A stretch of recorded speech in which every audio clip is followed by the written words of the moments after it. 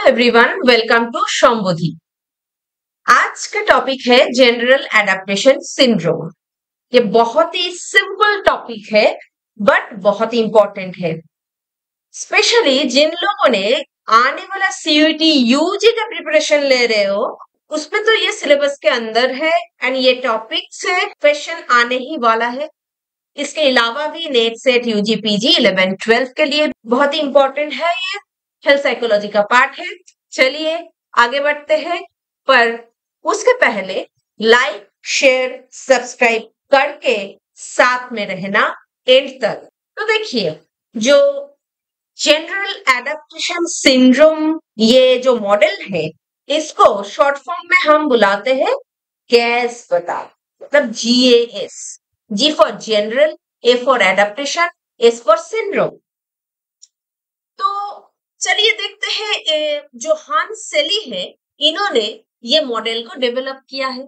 ये मान लीजिए ये एक काइंड ऑफ मॉडल है जिस मॉडल में जो स्ट्रेस है, हमारा स्ट्रेस का जो रिस्पॉन्स है, स्ट्रेस आने से हमारे बॉडी के अंदर जो जो रिएक्शन चलता है, मतलब जो चेंजेस आता है, वो सिस्टमेटिकली प्रेजेंट करके इन्होंने स्ट्रेस रिस्पॉन्स को हम लोगों के सामने बहुत ही आसानी से प्रेजेंट किया है। तो इसका पर्पस क्या है? To describe how the body reacts to stress over time. जैसे जैसे टाइम बीतता जाता है, आफ्टर द स्ट्रेस ट्रिगर्स, हम कैसे रिएक्ट करते हैं, हम मतलब हमारा बॉडी कैसे रिएक्ट करते हैं। तो ये जो मॉडल है, ये दिखने में कुछ ऐसा है, मतलब ऐसे करके ग्राफिकली प्रेजेंट किया गया है। हमारा जो स्ट्रेस रिस्पॉन्स है बॉडी के अंदर, वो 3 स्टेज में क्लासिफाई किया गया है। तो इसको अगर ग्राफिकली प्रेजेंट किया जाए तो क्रोनोलॉजिकली 3 स्टेज मिलेगा। फर्स्ट जो स्टेज है वो है अलार्म स्टेज, सेकेंड आता है रेजिस्टेंस एंड थर्ड नंबर में आता है एग्जॉशन। ऐसे ही क्रोनोलॉजिकली ये चलता है। ये क्रोनोलॉजी इस तरफ जाता है, ऐसे करके इस तरफ आता है। तो ये जो क्रोनोलॉजिकल जो सीरियली चलता है, 3 स्टेज, ईच स्टेज के बारे में डिटेल्स में हम जानेंगे। चलिए आगे बढ़ते हैं। तो देखिए, ये जो अलार्म स्टेज है, जैसे कि अलार्म जो वर्ड है, उसके लिटरल मीनिंग से आप समझ ही चुके हो कि जो अलर्ट करते हैं, जब किसी के बारे में हम लोग अलर्ट करते हैं, जो रेड अलर्ट देते हैं, जो कॉशियस करते हैं, वो है हमारा अलार्म स्टेज। अलार्म की तरह जग जाते हैं, मतलब अलार्म बजने से हमारा शरीर जैसे जागते हैं, मतलब उठते हैं हम लोग, वैसे करके एकदम से हम ट्रिगर्ड हो जाता है। जैसे स्ट्रेस, कुछ स्टिमुलस आया जो कि स्ट्रेस प्रोवोकिंग है, एंजाइटी प्रोवोकिंग और स्ट्रेस प्रोवोकिंग है। तो इसके बाद क्या होगा, मतलब कि हमारे बॉडी में कुछ चेंजेस आएगा, हमारा जो बॉडी है उसमें कुछ चेंज आएगा। ये जो चेंज है, ये काइंड ऑफ रिस्पॉन्स है टू दैट पर्टिकुलर स्टिमुलस। ये रिस्पॉन्स जैसे कि अलार्म रिस्पॉन्स है, जो अलार्म होता है, हमारा अलार्मिंग होता है, एकदम एकदम से जाग जाता है, एकदम बहुत कॉशियस हो जाता है, क्या हो रहा है, क्या होने वाला है, बहुत सस्पिशियस हो जाता है। तो क्या क्या होता है, the body notices the stressor. हम तब नोटिस करते हो स्ट्रेस आया, कुछ तो है, कुछ तो गड़बड़ है। तो ये जो कुछ तो गड़बड़ है, ये जो स्ट्रेसर है, ये एंजाइटी प्रोवोकिंग, स्ट्रेस प्रोवोकिंग जो भी हो, ये है, ये स्ट्रेसर आया, लाइक डेंजर, अभी के एग्जाम एक्सेट्रा, जो भी हो, एक स्ट्रेस तो है जो स्ट्रेस दे सकते हैं। तो हमारा बॉडी जग जाता है। It reacts quickly to protect you by releasing stress hormone. तो स्ट्रेस हार्मोन, जिनको हम एड्रेनालिन से जानते हैं, ये स्ट्रेस हार्मोन तब निकालते हैं कब, जब स्ट्रेस को आइडेंटिफाई किया जाता है।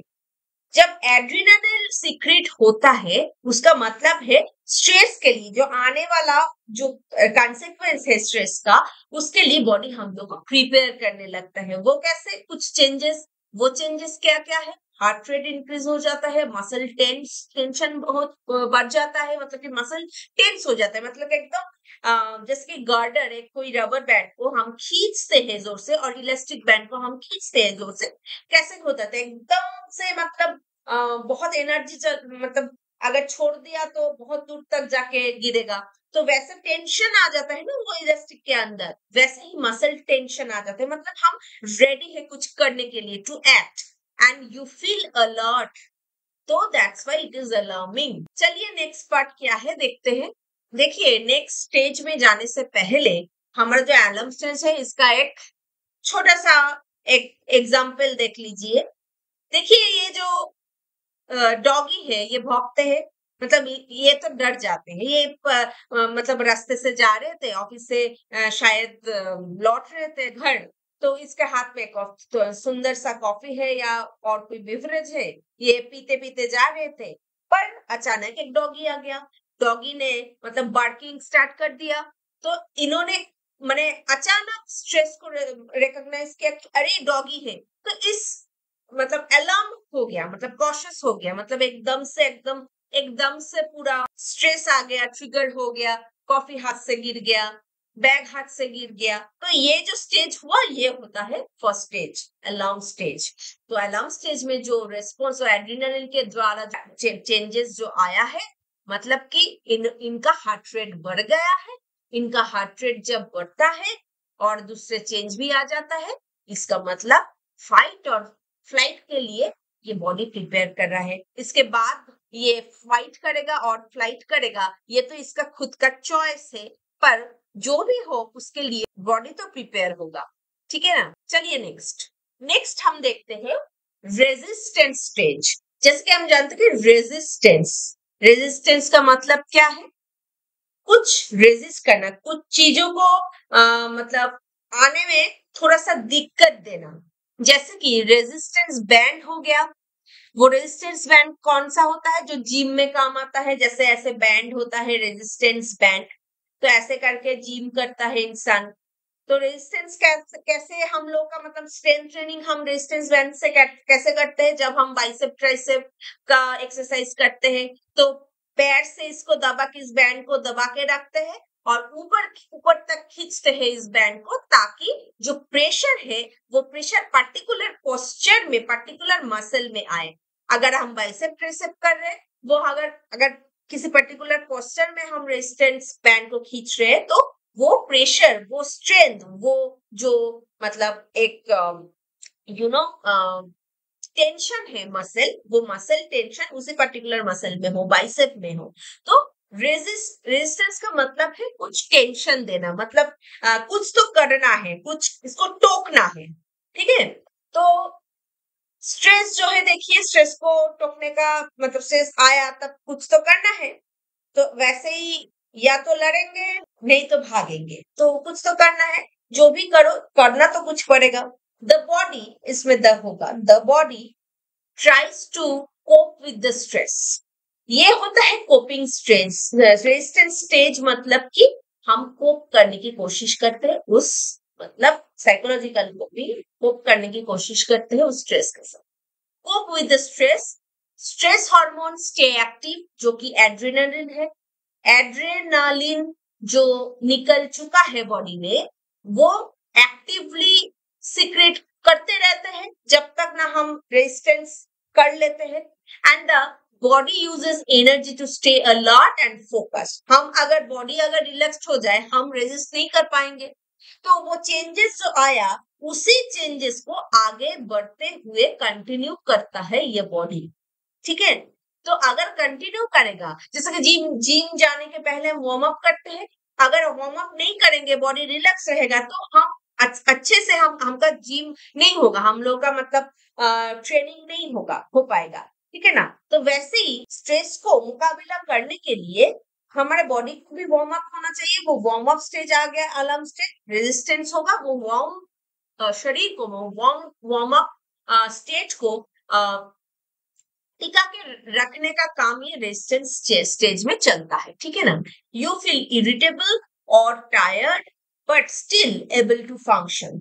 डॉगी का ही अगर एग्जाम्पल लेते हैं तो क्या होगा, जब डॉगी का एग्जाम्पल लेते हैं तो एक होता है फाइट, हम डॉग के साथ फाइट कर लेते हैं, कुछ हमारे आसपास कोई अगर एक स्टिक हो, हम स्टिक लेके हम उसको डरा सकते हैं।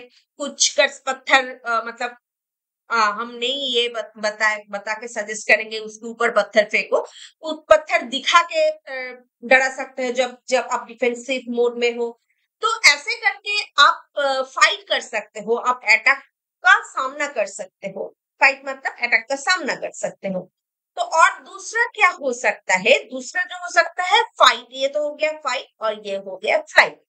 जैसे कि देखिए ये फाइट कर रहा है, ये फ्लाइट कर रहा है, मतलब कि जा रहा है घर, दौड़ के भाग रहा है, ठीक है ना, बच के भाग रहा है।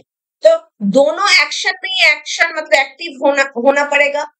मतलब किस डायरेक्शन में भागेंगे, कौन सा क्या करेंगे, मतलब ब्रेन को एक्टिव रखना पड़ेगा। वो एड्रेनालिन मतलब फोकस्ड रहना पड़ेगा, अलार्म रहना पड़ेगा। तो तब ये अलार्म, ये कॉशियस है, ये फाइटिंग के लिए भी कॉशियस रहना पड़ेगा। तो ये जो स्टेज है रेजिस्टेंस स्टेज का मतलब है ये आ, जो चल रहा है हमारे बीच में, जो एक्शन लेने का सिचुएशन और माहौल चल रहा है, एनवायरमेंट चल रहा है बॉडी में, उसको असिस्ट करता है रेजिस्टेंस स्टेज फिजियोलॉजिकल चेंजेस के माध्यम से। देखिए एग्जॉशन स्टेज जो है, एग्जॉशन मतलब एग्जॉस्टेड हो गया मतलब कि हार गया, नहीं। एग्जॉशन स्टेज का मतलब है जब स्ट्रेस जो ट्रिगर जो कर रहा था स्टिमुलस, जो स्ट्रेस फैक्टर है, वो जब हट जाता है। मतलब एग्जॉशन स्टेज में मतलब जो चेंजेस आया था वो चेंजेस धीरे धीरे रिलैक्सेशन में पलट के आ जाता है। जो स्टिमुलस था ट्रिगरिंग, वो गायब हो जाता है और जो एक्शन लेना था वो लेना हो जाता है। एक्शन भी कंप्लीट, तब आता है एग्जॉशन। तब एकदम होता है, एकदम से एकदम मतलब लगता है कि जान शरीर छोड़ के जा रहा है। मतलब ऐसे एग्जॉस्टेड लगता है, मतलब बहुत मतलब एकदम एक स्टॉर्म आया था, स्टॉर्म जाने के बाद एकदम सब शांत, पूरा एकदम एग्जॉशन, कोई भी एनर्जी नहीं है, ऐसा लगता है ना। कोई भी बड़ा एग्जाम हो, बहुत प्रिपरेशन लेके रेडी होके हम लोग करते हैं, एकदम रात रात जाग के। हमारा स्ट्रेस होता है, तब तब भी स्ट्रेस होता है, हम फोकस रह के भी, हम टायर्ड भी होता है, पर फोकस रह के भी वो जो एड्रेनलिन सर्ज है उसके हेल्प से हम लोग एग्जाम को क्रैक कर जाते हैं। जब एग्जाम ओवर हो जाता है तब बिल्कुल एनर्जी लॉस हो जाता है, एकदम सोने का मन करता है, कुछ भी काम काज नहीं करने का, कोई भी कामकाज करने का मन नहीं होता है। तो वैसे ही the body's energy is used up after long term stress, you feel physically और इमोशनली ड्रेन्ड। दिस स्टेज में लीड टू इलनेस और बर्नआउट इफ स्ट्रेस कंटिन्यूज। देखिए इस पे एक ट्रिकी पार्ट है। जैसे कि आप लोग को ऐसा लगेगा अब तक कि ये तो सभी लोग जानते हैं, मतलब ये तो बहुत सिंपल है, ये पढ़ने का कोई मतलब नहीं है, पर छोटा छोटा कुछ मॉडल का कुछ छोटा छोटा चीजें हैं वो जानने का मतलब उसका उसका जो कंसेप्ट है वो क्लियर करना ही है। बिकॉज उसके अलावा पूरा मॉडल का कंसेप्ट जो थोड़ा बोरा इधर उधर हो सकता है, जो एजर्शन रीजनिंग वाला पार्ट होता है स्पेशली उसमें दिक्कत आ सकता है। The body's energy is used up after long term stress. Okay, जैसे कि लॉन्ग टर्म अगर स्ट्रेस आया तब बॉडी एनर्जी पूरा यूज अप हो गया, you feel physically emotionally drain, ये तो ठीक है। जब स्टिमुलस हट जाता है तब हम थक चुका है, एग्जाम ओवर, डॉगी भाग गया, तब हम वो फुल रिलैक्स, हम ऐसे सोचते हैं। पर अगर आप फाइट किया और फ्लाइट किया, भाग रहे हो, जो भी हो, पर still your stress is continuing, stress continuous अगर, तब क्या होगा? तब क्या होगा? तब आपका तो एनर्जी जो है वो तो एक लिमिटेड है, लिमिटेड है, उसका एक लिमिट है। आप उस हद तक लड़ लिया, फाइट कर लिया और फ्लाइट कर लिया, भागने लगा, पर आप थक चुके हो, पर पीछे पीछे कुत्ता दौड़ रहा है, तब आप क्या करोगे? आप एग्जॉस्टेड हो जाओगे, आप बैठ जाओगे या कुछ गिर जाओगे या आप फेंट हो जाओगे, जो भी हो। अगर ये एग्जाम होगा, कुछ जो भी हो, ये कुछ स्ट्रेस अगर कंटिन्यू हुआ, तो आपका क्या लगेगा? आप बर्न्ड आउट फील करोगे। बहुत सारा एकदम से काम आ गया, एकदम से हैप्टूज आ गया, तो आप क्या क्या होगा? स्ट्रेस कंटिन्यू हो रहा है, पर आपका तो एनर्जी लिमिटेड है, आपको तो ब्रेक नहीं मिला है, रिजुविनेट होने का समय नहीं मिला है। तो क्या करेंगे? एक के बाद एक अगर बैक टू बैक एग्जाम रहा, तो आपको टायर लगेगा ही, ब्रेक लेने का समय नहीं आप लोग को मिला, तो आपका बर्न आउट होने लगेगा धीरे धीरे। ये बर्न आउट का सिम्टम कुछ अलग है, इस वीडियो में हम नहीं बताएंगे।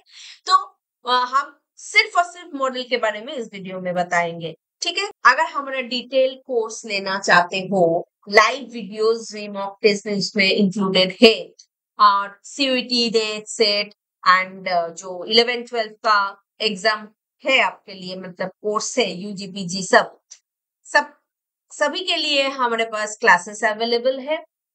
आप चाहो तो कांटेक्ट कर सकते हो इस वाले नंबर पे। चलिए आगे बढ़ते हैं, देखते हैं एग्जॉशन कैसे होता है। मान लो कि डॉगी ने भाग गया, मतलब स्टिमुलस जो है वो डिसअपियर कर गया, ठीक है? उसका प्रेजेंस हट गया, तो ये सेफ जोन हो गया, तो एनर्जी हम लोग एकदम से हम लोग का खत्म हो जाता है, हम एग्जॉस्ट हो जाता है, ऐसे ही फिर से रिजुविनेट हो गए, फिर से हम दूसरा स्टेज के लिए रेडी हो पाएंगे। तो ऐसे होता है एग्जॉशन। देखिए, उसके बाद तो इस मॉडल का कुछ नहीं है, पर यही था आज का जो स्ट्रेस है, स्ट्रेस का मॉडल। हमेशा याद रखना, ये जो मॉडल है, इसमें जो ये वाला पार्ट है, पहले भी जो पिक्चर था उसमें देखे हो आपने, होम्योस्टेटिस है, मतलब बैलेंस, इक्विलिब्रियम में रहता है। तब जब स्ट्रेस ट्रिगर होता है, तब एकदम से उठता है, ऐसे गिरता है। तो ये जो होम्योस्टेटिस से एकदम से उठता है, ये अलार्म होता है। ये हुआ, ये रेजिस्टेंस, जैसे कि प्लेटो स्टेज है, रेजिस्टेंस हो गया, तब फाइटर फ्लाइट कर रहा है और एकदम से एग्जॉशन की तरफ बढ़ रहा है, ठीक है? ये एग्जॉशन के बाद इससे भी नीचे चला गया, तो ये बर्न आउट होगा, इलनेस होगा, ये नॉट गुड फॉर हेल्थ, ठीक है? तो ये रहा आज का मॉडल। बहुत ही छोटा मोटा सिंपल आइडिया है, पर बहुत इंपॉर्टेंट है, कंसेप्ट क्लियर करना जरूरी है। लाइक शेयर कमेंट करके हमारे साथ रहना। बहुत जल्द ही नेक्स्ट वीडियो में आप लोग के साथ हम फिर से क्लास में बैठेंगे।